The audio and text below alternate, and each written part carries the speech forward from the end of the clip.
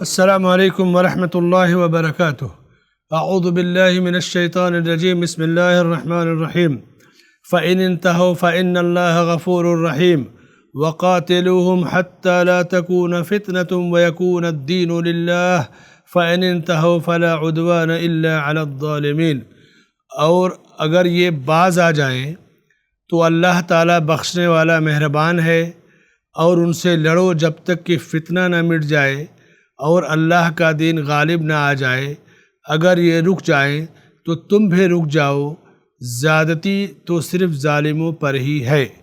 ناظرین کرام، یہ سورہ البقرہ کی آیت نمبر 192 اور 193 ہے، جس میں اللہ تعالیٰ نے بڑی صراحت کے ساتھ کہا کہ وہ لوگ جن سے تمہیں لڑنا ہے، قتال کرنا ہے، اگر یہ لوگ لڑائی سے باز آ جائیں تو اللہ غفور الرحیم ہے، آپ بھی رک جائیے۔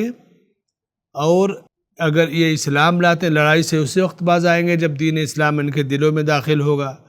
تو کہا قُلْ لِلَّذِينَ كَفَرُوا إِنْ يَنْتَهُوا يُغْفَرْ لَهُمْ مَا قَدْ سَلَفَ، کافروں سے کہہ دیجئے کہ اگر آپ لڑائی سے باز آ جاؤ اور اپنے فتنے سے باز آ جاؤ، توبہ کر لو، دین اسلام میں داخل ہو جاؤ، تو تمہارے پچھلے سارے گناہ اللہ تعالیٰ معاف کر دے گا۔ اور حکم دیا کہ لڑائی اور قتال اسی وقت تک ہے جب تک کہ یہ فتنہ ختم نہ ہو جائے۔ فتنہ کیا ہے؟ اللہ کے دین سے لوگوں کو روکنا، یہ سب سے بڑا فتنہ ہے۔ اب آپ کو کوئی نماز سے روکے، عبادت سے روکے، حج سے روکے، قربانی سے روکے، تو اس سے بڑا فتنہ کیا ہوگا؟ یہ سب سے بڑا فتنہ ہے کہ اللہ کے دین پہ عمل کرنے سے روکا جائے۔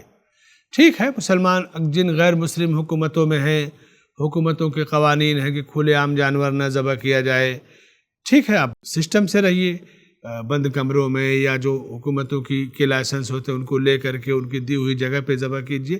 یہ سب تو ادب و احترام اور زمین میں میل جول کے ساتھ رہنے کی چیزیں ہیں، لیکن اللہ کا دین مکمل طور سے جب تک غالب نہ آ جائے، فرمائے کہ تم باز نہ آ جاؤ، لڑائی کی اجازت ہے۔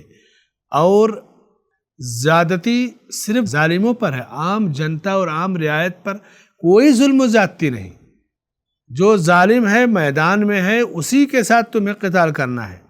تو ان آیتوں سے جو چند مسائل ثابت ہوتے ہیں، پہلا مسئلہ، کفار سے قتال اور جہاد کرنا واجب اور فرض ہے، لیکن ایسا نہیں کہ آپ نکلیں اور ہر موقع پہ جس کافر سے چاہے جہاد کرے، قتال کرے۔ ہر فرضیت کے لیے اللہ نے ایک وقت مقرر، نماز فرض ہے تو کیا جب چاہیں گے فرض نماز ادا کریں گے؟ روزہ فرض ہے تو کیا سال بھر رمضان کا رہے گا؟ ایک ہی مہینہ ہے۔ تو جہاد بھی جہاں فرض ہے، وہ فرضیت جہاں واقع ہوگی، مسلمانوں کا امام ہوگا، خلیفہ ہوگا، حکمراں ہوگا، اسلامی نظام ہوگا، اسلامی جھنڈا ہوگا، اس کے بعد وہ جہاد اور قتال ہے۔ آپ ایسے ہی جھنڈا اٹھانے اور لڑنے چلے جائیں تو جہاد نہیں، یہ تو بہت بڑا غلط کام ہے، اسلام اس سے رسوا اور بدنام ہوگا۔ دوسرا مسئلہ، اسلام نے جو جہاد کا حکم دیا ہے کفار سے، یہ دنیا سے ظلم اور زیادتی کو ختم کرنے کے لیے دیا ہے۔ اللہ کے ساتھ لوگ زیادتی کرتے ہیں، نبی کے ساتھ زیادتی کرتے ہیں، بندوں کے ساتھ زیادتی کرتے ہیں۔ تو قتال اور جہاد جب سامنے ہوگا، آدمی اپنی زیادتی کا انجام دیکھے گا، سامنے فتنے کا انجام دیکھے گا، تو یا تو فتنے سے رک جائے گا یا پھر وہ صفا چٹ ہو جائے گا کہ زمین میں امن و امان قائم ہوگا۔ تو اس قتال اور جہاد کی فرضیت میں بھی زمین کے امن و امان ہی کا خیال رکھا گیا ہے۔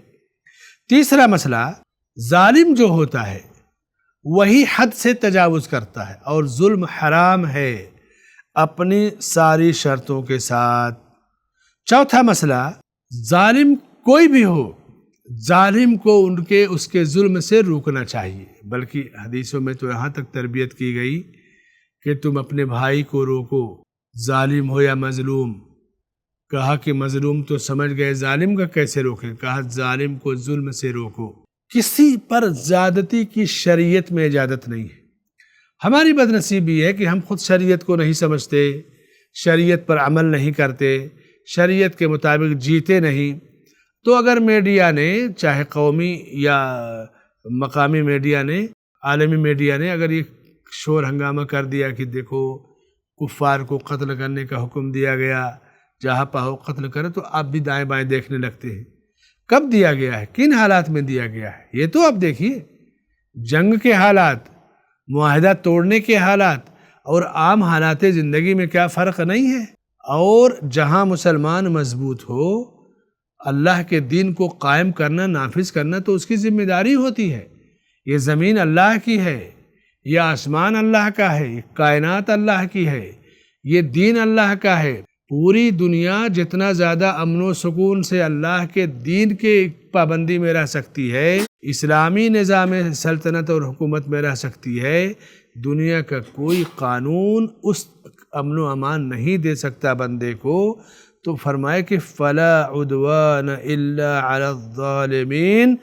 اللہ سے یہی دعا ہے کہ اللہ تعالی ہمیں ہر قسم کے ظلم و ستم سے بچائے اور اسلام کی صحیح تصویر، سچی تعبیر اور تشریح پیش کرنے کی توفیق بخشے، اور ملک کے یا عالم دنیا بھر کے عوام میں، غیر مسلموں میں جو قتال یا جہاد سے متعلق غلط فہمیاں ہیں، اللہ سے دعا ہے کہ قرآن کو پڑھ کر سمجھ کر کے ان کو ان غلط فہمیوں کا ازالہ کرنے کی توفیق عطا فرمائے۔